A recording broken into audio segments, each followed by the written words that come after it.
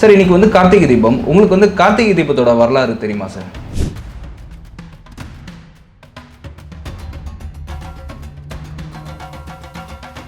இப்போ கார்த்திகை தீபம்னு இன்றைக்கி வந்து ஒரு பெரிய விசேஷம். எல்லா வீடுகளிலும், தமிழர்கள் வீடுகளில் எல்லா வீட்டிலுமே விளக்கு ஏற்றுவார்கள். அது இஸ்லாமியராக இருந்தாலும் சரி, இல்லை அவர்கள் கிறிஸ்துவர்களாக இருந்தாலும் சரி, தமிழர்கள்.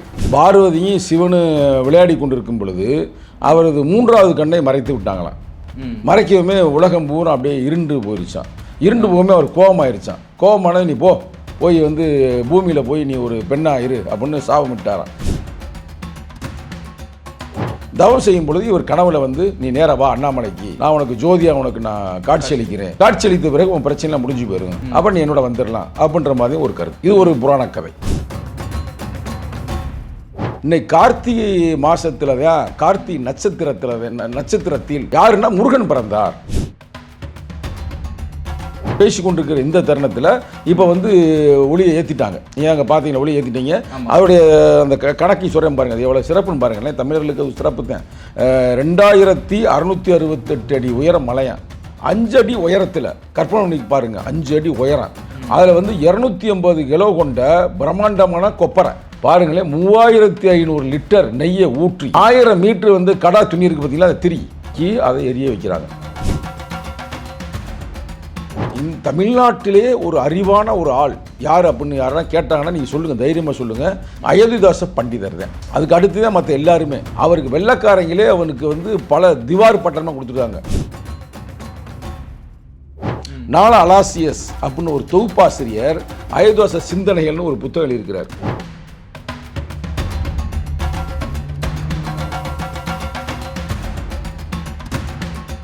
அப்படிப்பட்ட திருவண்ணாமலையில் மேலே போய் பார்த்தீங்கன்னா அந்த பாதம் இருக்கு, கால் பாதம் இன்னைக்கு இருக்கிற காட்டுறாங்க. அந்த பாதமே வந்து புத்தருடைய ஞாபகமாக வைத்திருக்கிறார்கள்.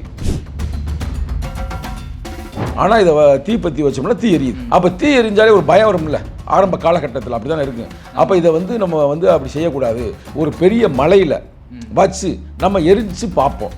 இதனால வந்து விலங்குகளுக்கோ இல்லை மனிதர்களுக்கோ ஏதாவது பிரச்சனை வருதான்னு பார்ப்போம். ஒன்றும் பிரச்சனை வரலைன்னா இதை வந்து நம்ம நடைமுறைப்படுத்திடுவோம்.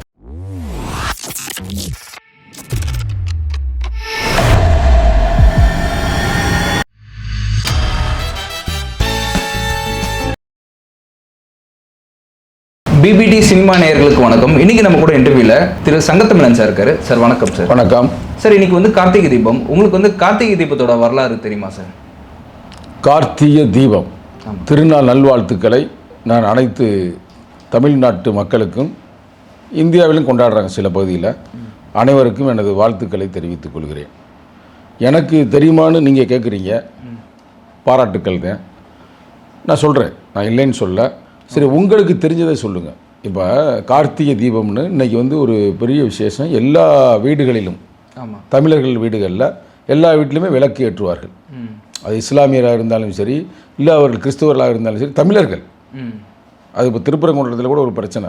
திருப்பரங்குன்றத்தில் கீழே வந்து முருகன் கோயில் இருக்குது, மேலே வந்து ஒரு தர்கா இருக்குது. அங்கேயும் போய் நாங்கள் விளக்கேற்றுவோம் அப்படின்ற மாதிரி இப்போ கோர்ட்டு வேறு தீர்ப்பு வழங்கியிருக்கிறது. அதனை நோக்கியும் சென்று கொண்டு இருக்கிறார்கள். அங்கே எதுவும் பிரச்சனை வராமல், கலவரமாகாமல் நடந்தேறினால் அது சிறப்பு. ஆனால் மதுரை நடக்காது. ஏன்னா மதுரையில் வந்து நாங்கள் வந்து மதுரை திருவிழா, அந்த சித்திரை திருவிழா நடத்துகிறோம் பார்த்தீங்களா, அப்போல்லாம் இந்துக்களும் சரி, முஸ்லீம்களும் சரி, கிறிஸ்துவர்களும் சரி, எல்லாம் ஒற்றுமையாக தான் இருப்போம். அங்கே வந்து இந்து மக்கள் போகும்போது கூட இஸ்லாமியர்கள் வந்து தண்ணியில் அடிப்பாங்க அந்த வெயிலுக்காக. அவ்வளோ ஒற்றுமையாக இருக்கும். நார்த் இந்தியாவை போல் நம்ம ஒரு மட்டரகமாக இருக்க மாட்டோம். சரி, நம்ம இந்த விஷயத்துக்கு வருவோம். கார்த்திகை திருவிழா அதோடைய வரலாறு என்ன? இப்போ மக்கள் என்ன சொல்கிறாங்க நிச்சயம் உங்களுக்கு தெரியும். இப்போ என்ன கேள்வி கேட்குறீங்கன்னா நீங்கள் எப்படி சொல்லாமல் இருப்பீங்க? அது என்ன வரலாறு நீங்கள் சொல்லுங்கள் முதல்ல. அதாவது என்ன சொல்கிறாங்கன்னா, விஷ்ணுவுக்கும் பிரம்மாவுக்கும் வந்து ஒரு போட்டி நடக்குது. யார் வந்து இதில் நம்ம 2 பேரில் யார் பெரியவங்க அப்படின்ற மாதிரி ஒரு போட்டி நடக்குது. சிவன் கிட்ட போய் நம்ம அதை கேட்கலாம் அப்படின்னு சொல்லிட்டு போகிறாங்க. அப்போ சிவன் வந்து நீங்கள் 2 பேரில் யார் பெரியவங்கன்னு முடிவு பண்ணுறதுக்கு முதல்ல நான் வந்து அவர் வந்து ஒரு ஜோதி ரூபத்துலன்னு சொல்கிறாங்க, ஒரு லைட் மாதிரி அவர் இது பண்ணுறாரு. ஸோ என்னோட முடியை யார் போய் ஃபஸ்ட்டு பார்க்குறாங்க, அப்படி இல்லைனா என்னோட காலடியை யார் வந்து ஃபஸ்ட்டு பார்த்துட்டு வரீங்களோ, முடியையும் அடியையும் ஆமாம், அவங்க தான் ஃபஸ்ட்டு, அவங்க தான் பெரிய கடவுள்ன்ற மாதிரி சொல்கிறாரு. ஸோ இவங்க வந்து ட்ராவல் பண்ண, ஒருத்தர் வந்து வராக ரூபம் எடுத்து போகிறார், விஷ்ணு வந்து அவர் காலடியை பார்க்கறதுக்காக போகிறாரு. இன்னொருத்தர் வந்து பறவை ரூபம் எடுத்து தலைமுடியை பார்க்கறதுக்காக போகிறாங்க. ரொம்ப வருஷம் ட்ராவல் பண்ணி அந்த இதை அவங்களால பார்க்கவே முடியல. அதுக்கப்புறம் வந்துட்டு நீங்கள் தான் எங்கள் 2 பேரோட பெரிய கடவுள் அப்படின்னு சொல்கிறாங்க. ஸோ இதை வந்து நினைவு கூறுற விதமாக வருஷம் வருஷம் அந்த தீபம் வந்து ஏற்றிட்டு வராங்க. ஸோ அந்த கோயிலுக்கு போக முடியாதவங்க வந்து நம்ம வீட்டிலேயே வந்து விளக்கேற்றலாம் அப்படின்ற மாதிரி பண்ணிட்டு இருக்காங்க சார். இதுதான் அந்த இது ஒரு வகையான நம்பிக்கை இல்லை, இது ஒரு வகையான புராணக்கதை. அதில் எந்த மாற்று கருத்தும் இல்லை. இது உங்கள் கருத்தில் இன்னொன்று என்ன சொல்கிறாங்கன்னா, பார்வதியும் சிவனும் விளையாடி கொண்டிருக்கும் பொழுது அவரது 3வது கண்ணை மறைத்து விட்டாங்களாம். மறைக்கவுமே உலகம் பூரா அப்படியே இருண்டு போயிருச்சான். இருண்டு போகுமே அவர் கோபமாயிருச்சான். கோபமானது நீ போய் வந்து பூமியில் போய் நீ ஒரு பெண்ணாக இரு அப்படின்னு சாபமிட்டாராம். அப்போ அந்த பார்வதி அம்மையார் வந்து நேர காஞ்சிபுரத்தில் வந்து ஒரு பெண்ணாக இருந்து தனது செய்த தவற்றை உணர்ந்து தவம் செய்கிறாங்களாம். தவம் செய்யும் பொழுது இவர் கனவுல வந்து நீ நேராக வா அண்ணாமலைக்கு, நான் உனக்கு ஜோதியாக உனக்கு நான் காட்சி அளிக்கிறேன், காட்சி அளித்த பிறகு உன் பிரச்சனைலாம் முடிஞ்சு போயிடும், அப்போ நீ என்னோட வந்துடலாம் அப்படின்ற மாதிரி ஒரு கருத்து. இது ஒரு புராண கதை. கருத்து என்பது இது ஒரு புராண கதை. நீங்கள் சொன்னது அடி முடி யாரா வந்து பார்க்குறா கண்டுபிடிங்க அப்படின்னு யாருக்கு, விஷ்ணு பகவானுக்கு பிரம்மாவுக்கும் போட்டியை வச்சு நான் தாண்டா பெரிய ஆள் அப்படின்னு அங்கே ஒரு தீர்ப்பை வழங்குறாரு. இங்கே வந்து பார்வதி அம்மாவுக்கு ஒரு தீர்ப்பை கொடுக்குறாரு. எப்படி கண்ணையை மூடுற நான் தான் பெரிய ஆள் பாரு அப்படின்னு அங்கே காட்டுறாரு. இது போக இன்னொன்று என்ன சொல்கிறாங்கன்னா, இன்னைக்கு கார்த்திகை மாதத்தில் தான் கார்த்திகை நட்சத்திரத்தில் யாருன்னா முருகன் பிறந்தார். முருகன் 6 அதாவது சரவண பொய்கையில் 6 பிறக்கிறாரு, 6 பூக்களாக பிறக்கிறாரு. அதை ஒன்று சேர்த்த நாள் தான் இந்நாள். அதனால் இது வந்து ஒரு சிறப்பான நாள் அப்படின்னு ஒரு கதை இருக்குது கந்த புராணத்தில். இப்படி பல கதைகள் புராண கதைகள் இருக்கிறது. இது நம்ம பார்க்குறோம். அந்த வகையில் வந்து இப்போ நிகழ்வில் என்ன நடக்குதுன்னா, ஒரு சிறப்பு நம்ம பாராட்டணும். இப்போ அந்த நம்ம பேசி கொண்டிருக்கிற இந்த தருணத்தில் இப்போ வந்து ஒளியை ஏற்றிட்டாங்க. ஏன் அங்கே பார்த்தீங்கன்னா ஒளி ஏற்றிட்டீங்க. அதோடைய அந்த கணக்கை சொல்கிறேன் பாருங்கள், அது எவ்வளோ சிறப்புன்னு பாருங்களேன். தமிழர்களுக்கு அது சிறப்பு தான். 2668 அடி உயரம் மலையான் அந்த ஹைட்டு. அத்தனை அடியில் 2660 ஏறக்குறைய 2300 கிலோ அடி. அதில் உயரமான அந்த மலையில் 5 அடி உயரத்தில் கற்பனை பண்ணி பாருங்கள், 5 அடி உயரம். அதில் வந்து 250 கிலோ கொண்ட பிரம்மாண்டமான கொப்பரை. உங்களுக்கு கொப்பரைனா தெரியுதா, அந்த பெருசாக ஒரு இது மாதிரி இருக்குது. அந்த இதில் பாருங்களேன் 3500 லிட்டர் நெய்யை ஊற்றி, அதில் பூரா நெய்யை ஊற்றுறாங்க. 3500 லிட்டர் எண்ணெயை ஊற்றி நெய்யத்தை ஊற்றி 1000 மீட்ரு வந்து கடா துணி இருக்குது பார்த்தீங்களா, அந்த திரி.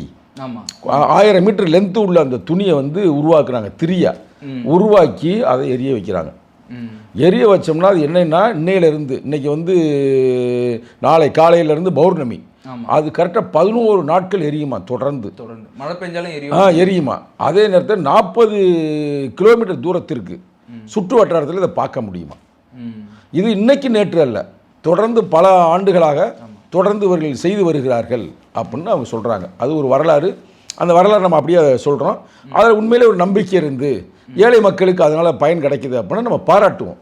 ஆனால் நம்ம அதே நேரத்தில் நம்ம மண் வந்து ஒரு பகுத்தறிவான மண் தமிழ்நாடு. அது என்ன உண்மையான காரணம் அப்படின்றத நம்ம பார்க்கணும்ல.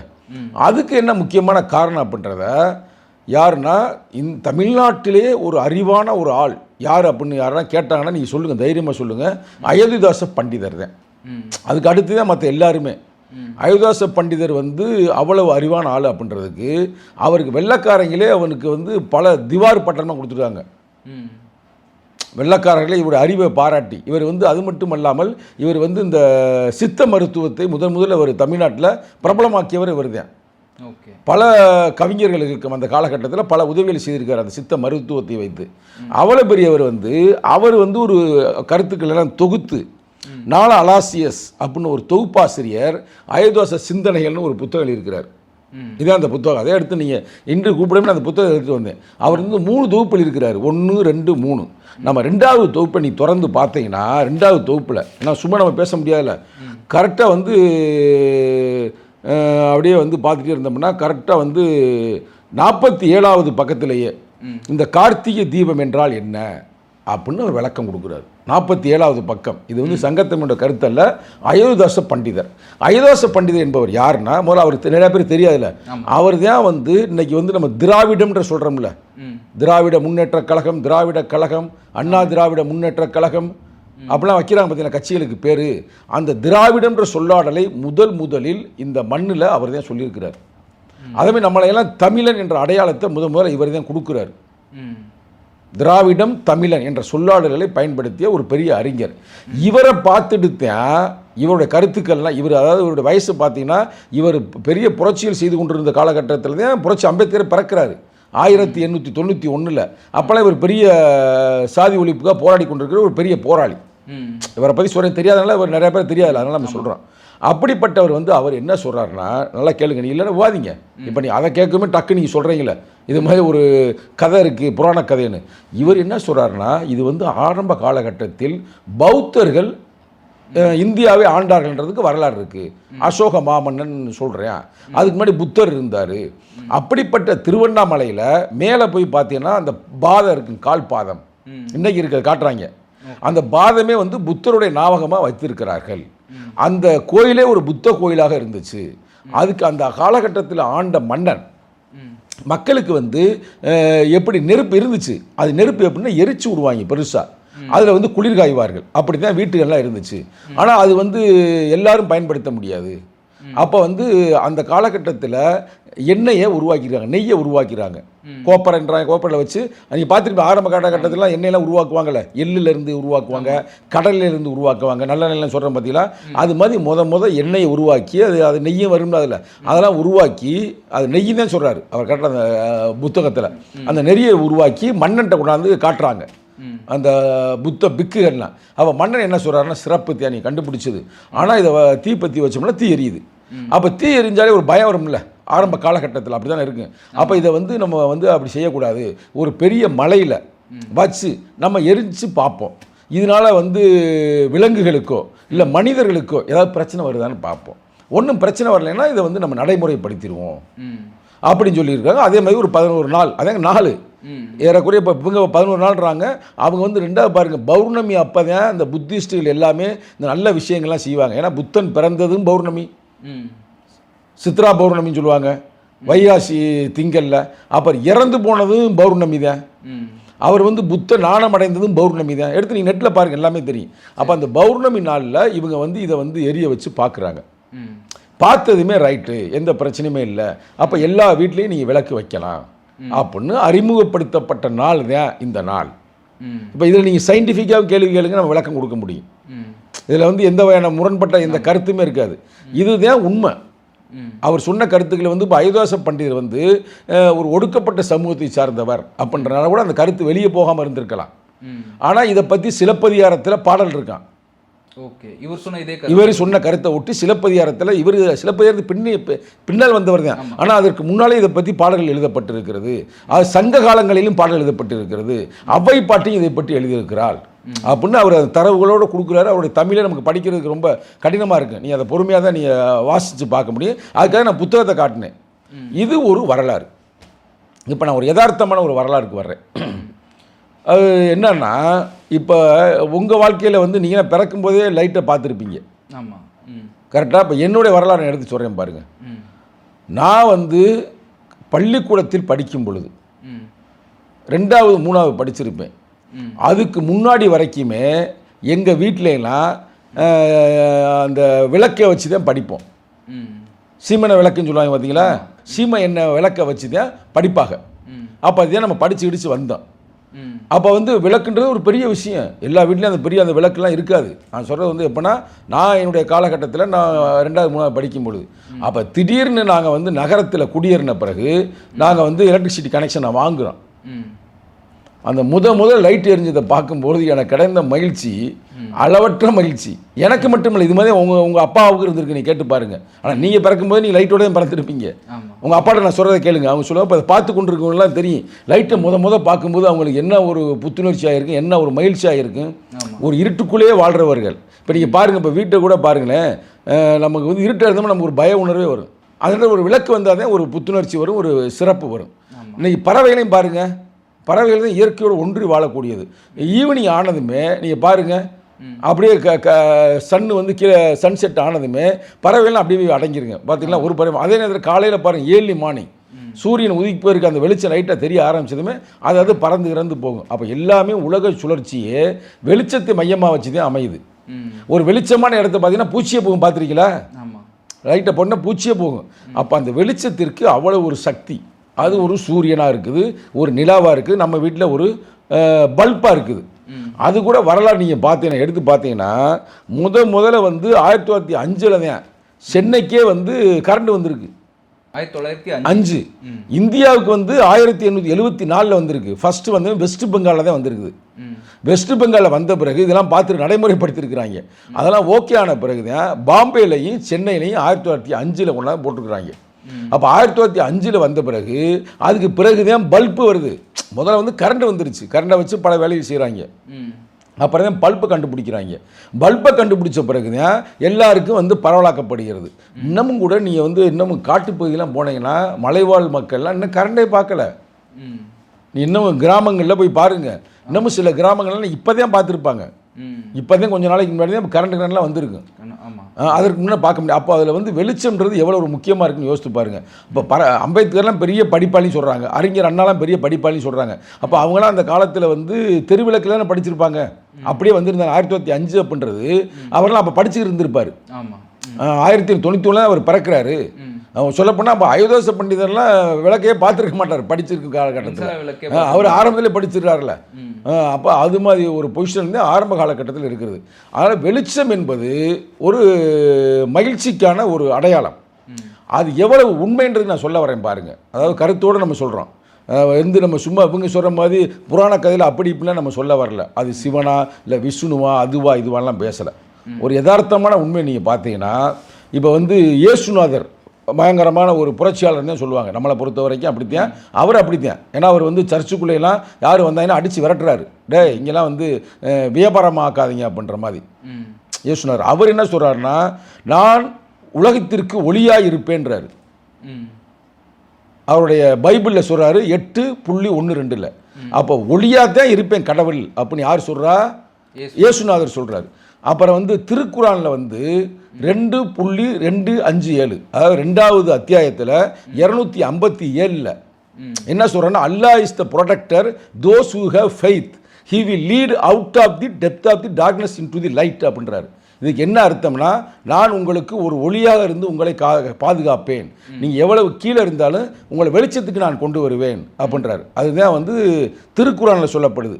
அதே மாதிரி புத்தர் என்ன சொல்கிறாருன்னா, புத்தர் வந்து அப்போ தீபவான்றாரு. உனக்கு நீயே ஒளியாக இரு. இப்போ இதில் வந்து சிறப்பாக பாருங்கள். இயேசுநாதர் என்ன சொல்கிறாரு, நான் உனக்கு ஒளியாக இருப்பேன்றாரு.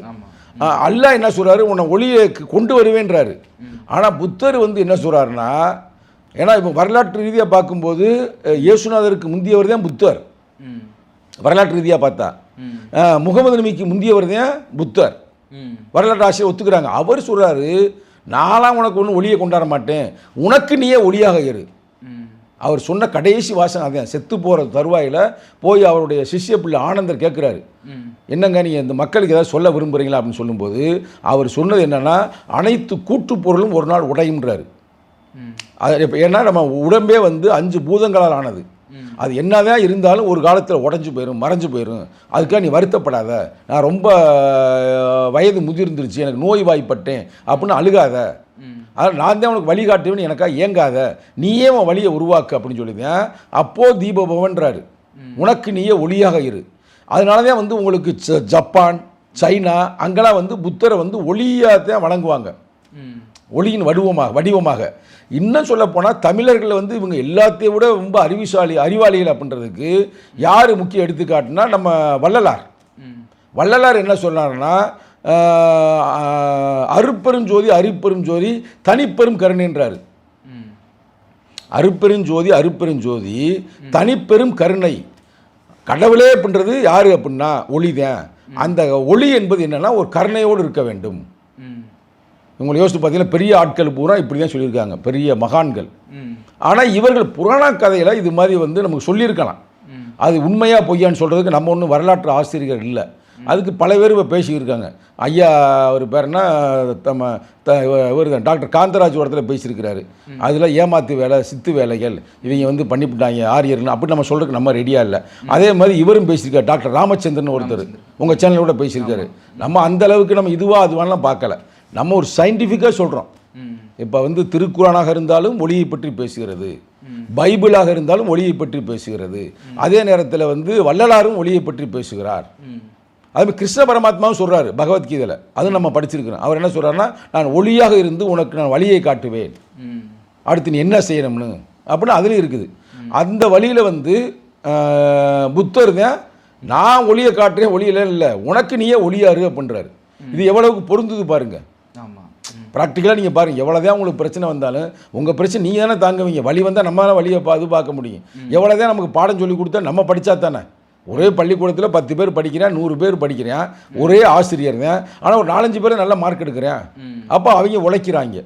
அந்த கருத்தை தான் புத்தன் சொன்னார். அதைத்தான் நம்ம இந்த தருணத்தில், இது இன்னைக்கு வந்து கார்த்திகை மாதம், கார்த்திகை மாதத்தில் நீங்கள் முருகனாக எடுத்துக்கொண்டாலும் பிரச்சனை இல்லை எங்களுக்கு. இல்லை நீங்கள் வந்து அவரை வந்து சிவபெருமானுடைய உருவமாக நீங்கள் பார்த்துக்கிட்டாலும் எங்களுக்கு பிரச்சனை இல்லை. இல்லை நீங்கள் வந்து இவர் வரலாற்று ஆசிரியர் அயோத்திதாச பண்டிதர் சொன்ன மாதிரி புத்தருடைய ஒரு திருவிழா தான், புத்தர் திருவிழா தான், அதனால் வந்து அவங்க கொண்டாடினாங்க அப்படின்னு அவங்க சொன்ன மாதிரி. இல்லை சமணர்கள் சில பேர் சொல்கிறாங்க, அது நமக்கு அவ்வளோ தரவு தெரியல. ஆனால் சில பேர் சமணருடைய திருவிழா அப்படின்றதையும் சில வரலாற்று ஆசிரியர் சொல்கிறாங்க. எது எப்படியோ நம்ம என்ன சொல்ல வர்றோம்னா, இந்த தருணத்தில் மனிதன் வந்து இப்போ நெருப்பு வந்து எப்படின்னா என்றைக்குமே மேல் நோக்கி தான் எரியும். நீங்கள் பார்த்துருக்கீங்களா? நீ நெருப்பை வந்து எவ்வளோதான் நீ கீழே போய் இது பண்ணாலும் எரியிறது மேலே. அது மாதிரி வந்து நல்ல எண்ணங்களோடு மேலே எரிங்க. கரெக்டா? ஒரு புரட்சிகரமான சிந்தனையோடு எரிங்க அப்படின்றத நம்ம சொல்கிறோம். அதே நேரத்தில் வந்து பகுத்தறிவு ரொம்ப முக்கியம். பகுத்தறிவுக்கும் ஒரு நெருப்பு தானே காரணமாக காட்டுறாங்க. நெருப்பு மாதிரி இருறா அப்படின்னு சொல்கிறாங்கல்ல. ஒரு படத்தில் நெருப்புடான்னு ஒரு பாட்டு இருக்குங்க. என்ன பாட்டு?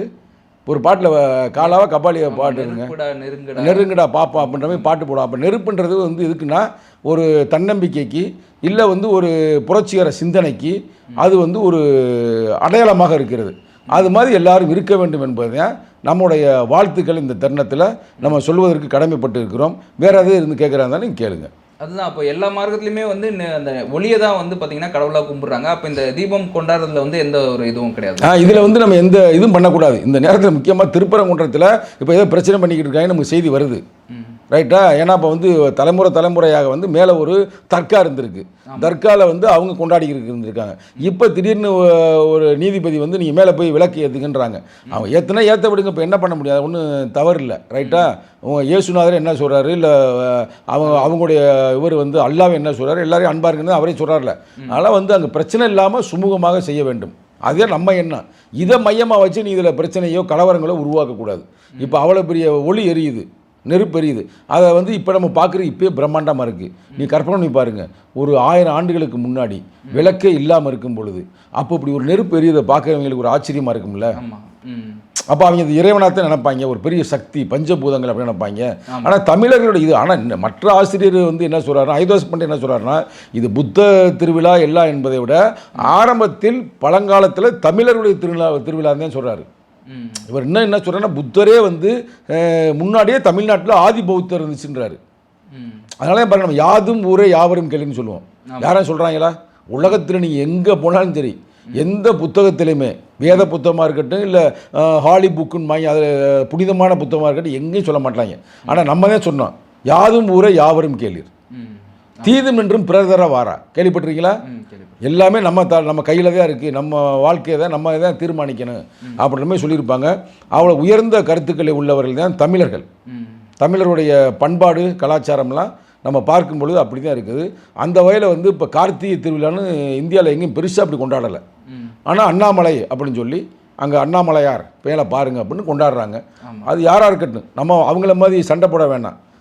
சிவனுக்கு முன்னாடி மேலையும் போங்க கீழே வாங்க அப்படின்னு கடவுளுக்குள்ளே பிரச்சனை. ஒருத்தர் மேலே போய் தலையை தேடி பார்த்துருக்கிறாரு. யாருக்கு? விஷ்ணு பகவான் வந்து யார் அன்னப்பறவையாக போனாரா? பறவை. பிரம்மா வந்து பறவையாக போனார். பிரம்மா வந்து பறவையாக போகிறாரு. போய் பாடி தேடி பார்த்துருக்காரு, முடியை கண்டுபிடிக்க முடியல. கீழே இவர் வந்து கீழே போயிருக்காரு, பன்றி அவதாரம் எடுத்து போயிருக்காரு, அதையும் கண்டுபிடிக்க முடியல. அப்போ வந்து கடைசியில் இவரையும் சொல்லிக்க, நான் தான்டா முக்கியமான ஆளுன்னு. நம்ம அது மாதிரி நீ பெருசா நான் பெருசா என்பதை விட நாம் பெரியவர்கள் தமிழர்கள் அப்படின்ற ஒரு சித்தாந்தத்தை நம்ம இந்த மண்ணில் உருவாக்கணும். அதனால தான் இப்போ வீடு பூரா விளக்கு வைக்கிறாங்க. இப்போ நம்ம பேசிக்கொண்டிருந்த தருணத்தில் எல்லா வீட்டிலையும் விளக்கு ஜோதிமயமாக இருக்கிறது.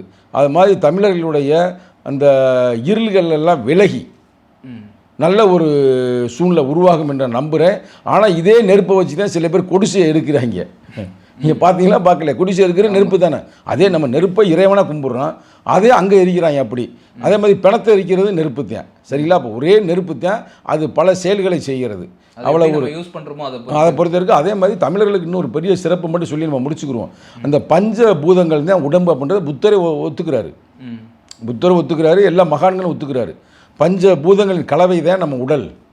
புத்தர் இதை ஒத்துக்கிறாரு. அதாவது ஐம்பெரும் கலவைகள் தான் மனித உடல். அவர் 4 பெரும் பூதங்கள்னு சொல்லுவார், ஆகாயத்தை விட்டுருவார். 4 பெரும் கலவைகள் தான் உடம்பே அப்படின்றாரு. அதுக்கு விளக்கம் கொடுக்குறாரு. இதை வந்து எல்லா அறிஞர் பெருமக்களும் ஏற்றுக்கொள்கிறார்கள். அதுக்கு நம்ம உடம்புல இருக்க அண்டத்தில் இருக்கிறதே பிண்டத்தில் இருக்குன்னு சொல்லுவாங்க, கேள்விப்பட்டீங்களா? பிண்டம் தான் அண்டத்தில் இருக்குது அப்படின்னு சொல்லுவாங்க. அதுக்கு நீ எடுத்து பார்த்துக்கிறீங்கன்னா 5 அந்த இதுக்கு வந்து நம்ம உடம்புலே இருக்குது. காற்று உடம்புல இருக்குது, நெருப்பு உடம்புக்குள்ளே இருக்குது, அதே நேரத்தில் வந்து நீர் இருக்குது, எல்லாமே அந்த இது நமக்கு. ஆகாயம்ன்றதே மனது, ஆகாயம் தான் மனசு அப்படின்னு சொல்லுவாங்க. கோயிலை பாருங்கள், கரெக்டாக வச்சுருக்காங்க பாருங்கள். அதுவும் சொல்கிறாங்க 5 தலங்களும் ஒரே நேர்கோட்டில் இருக்குன்றாங்க. அது எவ்வளவுன்னு தெரியல, அது வந்து விண்வெளி ஆராய்ச்சியாளர்கள் தான் கண்டுபிடிக்கணும். ஆனால் இருக்குது என்னன்னா, நிலத்துக்கு வந்து நீ சொன்ன மாதிரி காஞ்சிபுரம், அதுதான் நிலத்துக்கு சொல்கிறாங்க. அதேமாதிரி நீருக்கு வந்து திருச்சி பதில் சொல்கிறாங்க. அப்போ திருச்சி நிலம் நீர், நெருப்புக்கு வந்து நம்ம பேசினா இப்போ இது திருவண்ணாமலை, காற்றுக்கு காலஸ்தி வரையும் அந்த இடத்துல சொல்கிறாங்க. அப்புறம் வானத்துக்கு தான் சிதம்பரம், ஆகாயம். இது மாதிரி பஞ்சபூதங்களுக்கு தலங்களாக தமிழர்கள் வழிபட்டு இருக்கிறார்கள். தமிழருடைய மரபில் இது இருக்குது. அதே தான் நம்ம உடம்புலையும் இருக்குது அப்படின்றாங்க. அதனால தான் நீங்கள் வந்து தியானம் பண்ண சொல்லும் பொழுது உங்களை காற்று எல்லாம் இது பண்ண சொல்கிறாங்க, சமநிலைப்படுத்த சொல்கிறாங்கல்ல. அப்போ தமிழர்கள் தான் இந்த உலகத்திற்கே ஒரு வழிகாட்டியாக இருந்திருக்கிறார்கள். வெறும் இறை நம்பிக்கை மட்டுமல்ல, தமிழர்களுக்குன்னு ஒரு மெய் அறிவு இருக்கிறது. அந்த மெய் அறிவு தான் இன்றைக்கி உலகம் பூரா பரவி இருக்கிறது அப்படின்றத நம்ம சொல்ல வர்றோம். சும்மா சாதாரணமாக சும்மா நெருப்பை நம்ம போய் கும்பிடலை, நெருப்புக்கு அந்த இடத்த வந்து அப்படி ஒரு இடம்னு சொல்ல வர்றாங்க. அது அங்கே இருக்கிற ஒரு சிறப்பான இது. அந்த வகையில் வந்து உங்களுடைய யூடியூப் மூலமாக அனைத்து உலக தமிழர்களுக்கும் கார்த்திகை திருநாள் நல்வாழ்த்துக்களை தெரிவித்துக் கொள்கின்றேன். ஓகே சார், ரொம்ப அழகாக வந்து இன்றைக்கி உங்களோட கருத்துக்களை சொன்னீங்க சார். நன்றி சார்.